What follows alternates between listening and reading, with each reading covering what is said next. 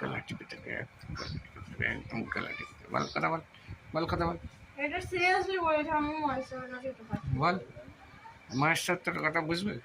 বল কথা বল, বল এবার বল। হ্যাঁ কি বলবি বল, বল বল কি বলবি বল। সাধু মানুষ, খাচ্ছে এরা ইডিয়েট কথা। তার কাছে